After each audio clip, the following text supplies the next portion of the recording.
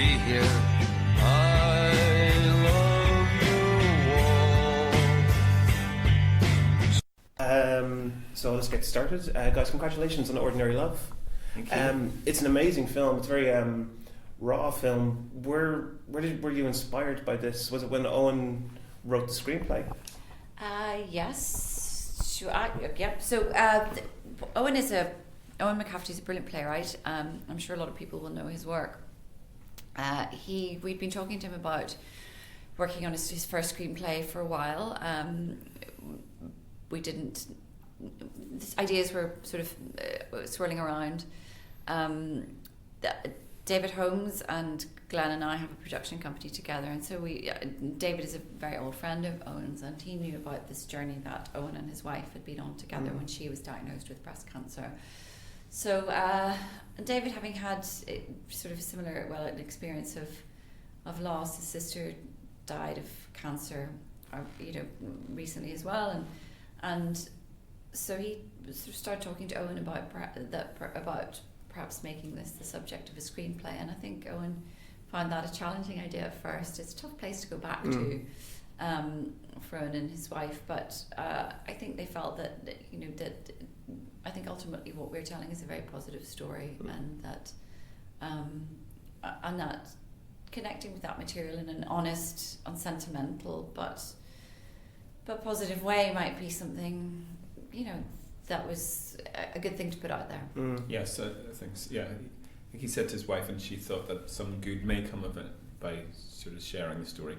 And I think one of the things that we really loved about the script was that once they do go on this journey, it really is a love story. It's at the heart of it, and we felt that was quite unusual to see a love story of people of this age, but also a story like this told without the sentimentality that is often in these stories. It's about a collection of small moments that when joined together has a lot of power and emotional resonance. Was it tough then, I suppose, because the title it really undersells the beauty of the film in a sense, because it's Ordinary Love, but it's almost hard to describe it. It's indescribable in that sense, because it is such a, ordinary is almost kind of not an insult, but hard to describe how beautiful this relationship is, and how it is a relationship I'd say everyone has with their significant other.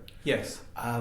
Was it difficult coming up with the title? I suppose that's something I've never had to ask anyone. There's an interesting journey with the title, but just to talk about where we arrived. Yes, I mean, love is ordinary in that it's commonplace. If we're lucky, we all get to experience it at some time in our lives in some form. But what we're also saying is that those moments of everyday connection, commonplace connection between people, are where the magnificence of life lies, and that's what is really worth celebrating on the biggest of screens. The title, this was originally called Normal People. We changed the title for obvious reasons. Sally Rooney's brilliant book has taken the world by storm. But the title that we came to, I think we all ended up feeling was really a better title for the piece, because it is about love and looking at that and looking at how where that magnificence lies is those moments that we spend together, those moments of connection, and it is really a story that celebrates that connection between two people that may seem very simple and is made up of moments of talking about Fitbits and supermarket shopping, defrosting pork chops. But it's that's what gives these people life. And I think as well, if you look closely enough at anybody's existence, you find the extraordinary and the magnificent and the epic and the mundane, and it's all of that. And I think it's rare that you see that on screen. I think on screen often there's things are sensationalized a little bit, or it's that kind of forcing the drama in these situations. And actually, I think in a situation like this, you don't need to force the drama. I think, in fact, the less that you force the drama, the more power it has. But that's what we believe anyway, and that's what we hope the film has. It was about stripping it back to its essential elements, but still retaining that poetry of And you know, Tom and Joan, they're both wonderful people. How difficult was it to find the people to embody those characters? Like, how long was the process to find Leslie and Liam? It was a very swift process. I think it's probably very unusual that you get the opportunity to cast the people who are right at the top of your list. We hadn't even got to making a list, you know. We just thought how wonderful it would be. We could hear Liam's voice in this script. Wouldn't it be wonderful if it was Liam? We had already talked to him about a previous project, so we had a sense that he might be interested in the material, and as I said, we could just hear his voice when we read it, so we just took a chance and we sent him first draft, which is very rare, and luckily he connected with it, and we sort of thought he might, having met him a few times and understood the type of stories he was interested in, and actually he signed up unbelievably quickly again, which is quite rare. And Leslie, we're huge fans of. Now, Leslie had a very busy year of being in the theatre. She was in a Long Day's Journey into Night, that was touring all over. It was in America and it was all around the UK. But she was able to. Leslie really connected with the material too, and she was able to make some space for us, and we just fitted in. We just found that slot. So sometimes there is a bit of the planets having to align, and we were incredibly lucky that the planets did align, because Leslie and Liam were absolutely our first choices. Yeah, so we got to bring these two incomparable actors together on screen for the first time. So that's, you know. And they'd never met before. So really? I think you get the feeling that within the business everybody knows everybody, but and they kind of did, because they knew lots and lots of different people. They had worked with lots of people and had sort of shared friends, but they'd never actually met themselves. So. And you know, was there, you know, you're a husband and wife, was there any kind of interjection of your own kind of marital relationship into this? Did you kind of inject kind of your own kind of love for each other into the direction? Do you think maybe there was some osmosis in that sense? I mean, I'm sure you always bring your own experience to it, and I think it was interesting that it was us as a married couple who were making this piece, so, I mean, I think that's maybe hard to tell. Maybe, I'm sure it's there. I'm sure there is that. I think what we did really appreciate about this was just that the way that that we were able to look at a long-term relationship. It sort of talks about a long-term relationship in a way that we don't really often see portrayed on screen. That it's about a couple who, you know, they're not tired of each other, you know, they've been together for a long time, they've been through a lot together, but they appreciate those times together. They make each other laugh. They have this, you know, they have this lovely electricity together that you know, that Leslie and Liam bring to the part so beautifully. It's not about a power struggle or people who are reaching the end of something together or have nothing to say to each other. You know, it's a very vibrant relationship. Yeah, which is, they're not saying anything to each other is often the cliche, I think, in films. You know, people of this age, you know, that they're kind of bored with each other. So there was a way of looking at a relationship that we felt that, you know, cinema doesn't do that often. So that was very interesting to us. Yeah, and definitely how Tom and Joan get on resonated with ourselves. You know, we understand those discussions about who's putting the bins out and all that sort of carry on. So it's a married couple, and I think it's interesting to have, I guess, both a male and female voice within the directing team, given that it's a two-hander between a man and a woman. So I think you know, we do feel, you know, whilst Leslie has the cancer and a lot of things, she has a lot to go through. It's still very much a two-hander. It's still very much both their stories. And that's true, but it was very important to create that balance between the characters, so that it's always a love story. It's a story about two people who are forced apart at times but come together, and a journey that they both go on together. So that equilibrium, that balance was vital, and so maybe that was something that having both our voices in it was helped with. And you know, the film has so many emotional beats. A strange one for me was when Joan is having her breast checked towards the start of the film, and how strangely emotional that was. Did you feel that when you're filming, when she's getting her breast checked for the lump, and she's not quite sure of what's going on. It's an alien environment. There's a real sense of vulnerability. Was that just happened by accident, or did you have to sit down, talk with Leslie about the kind of things that Joan would probably be feeling at that moment? I think we always talk about it, but I think Leslie's such a brilliant, she's just such a brilliant actor that I think a lot of that, she just understood that moment and what she was going through, and I think I think it can't speak for everybody. It's not everybody's story, but I think for a lot of people, that is a very vulnerable moment to go through. That you are in an environment where, there are rooms full of machines. The medical staff are probably incredibly kind, but people are talking in a language that you don't completely understand.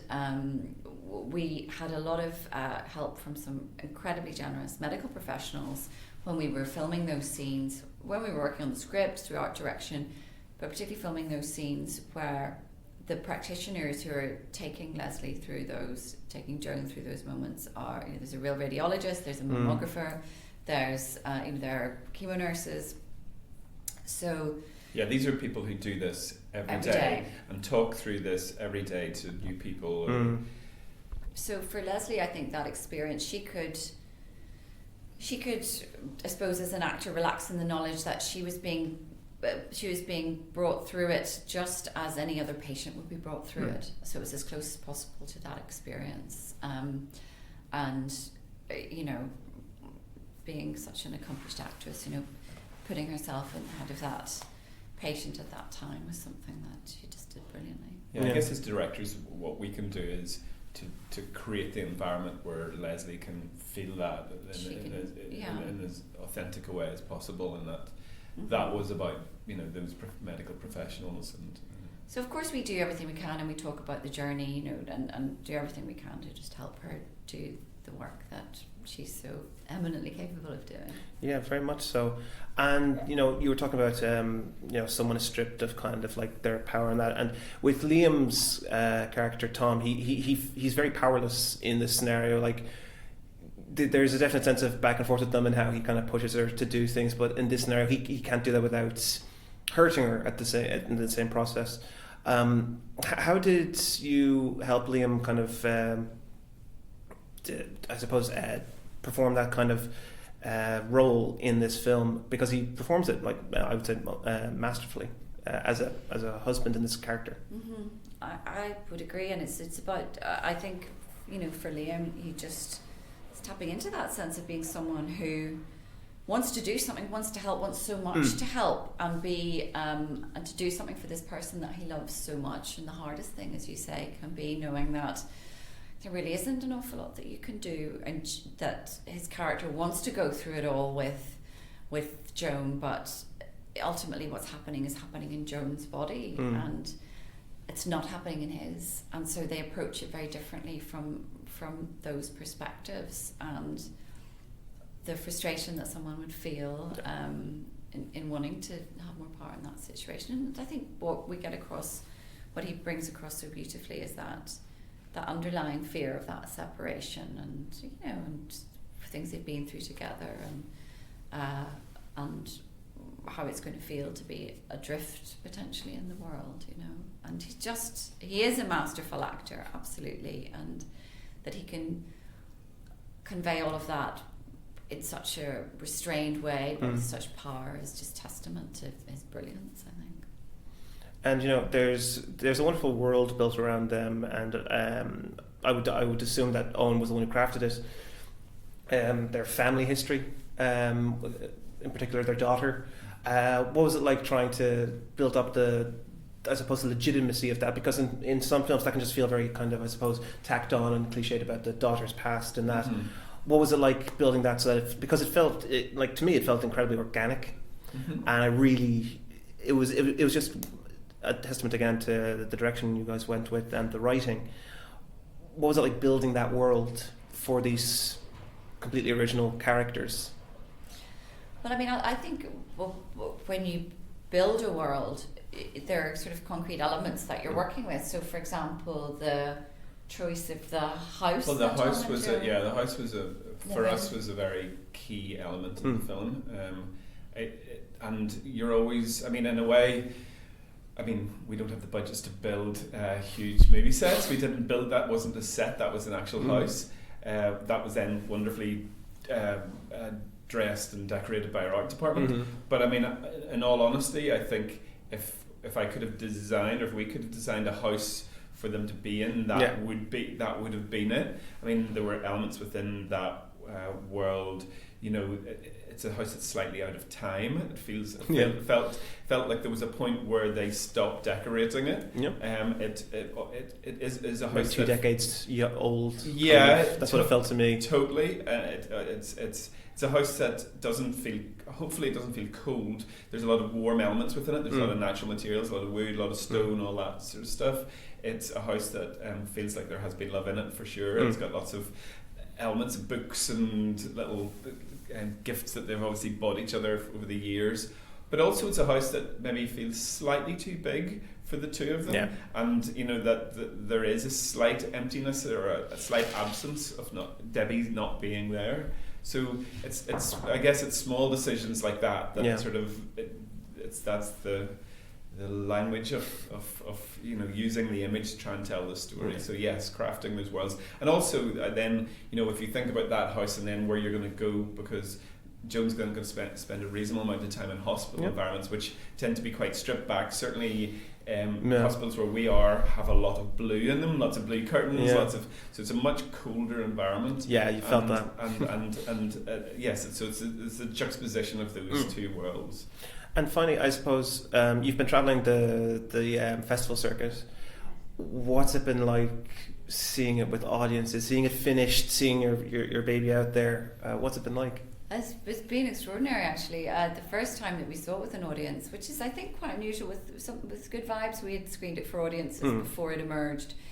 But we saw it for the first time at TIFF, at the Toronto Film Festival, in a 900-seater theatre in front of a big audience. So that was a bit of a baptism of fire. Both terrifying and wonderful. I mean, actually, North American audiences are really warm and very kind of vocal, and they laughed and they engaged with the film emotionally, and so that was really, actually, it was terrific. It was really great. It was really, they connected with it. Did they understand our kind of love? Because ours, I think, can be somewhat alien to theirs. A bit more, maybe more restrained, but okay. I thought they did really respond to it. They really felt the warmth, and they got the humour. There was a lot of laughter as well in the audience. So, and people came up and said they felt moved by it. So yes, you don't know how it's going to work for different audiences, but it seems to be. It's interesting because we didn't actually go there, but I think it was shown in, was it the Mumbai Film Festival or there's a couple of film festivals that's been shown in, certainly shown in India recently, and there was a really wonderful piece written about it, and people connected. One of the things that we set out to do was to make a film that there was universality about it. You know, we felt that the story there was something universal about the story. And then there's this really wonderful piece written in one of the main papers in India. That's, you know, all those things that we hoped would connect with people did. Brilliant. And that's kind of an amazing thing. But yes, I mean, love, grief, loss, those are all universal human things, and that's what we wanted to talk about. Well, guys, thank you so much. It's been an absolute thank pleasure. You. Thank you for coming. Thank you so much, Glenn. Yes, thank you. Lisa, I wish you the best of luck with your Christmas. Thank you so much. You too. Yes.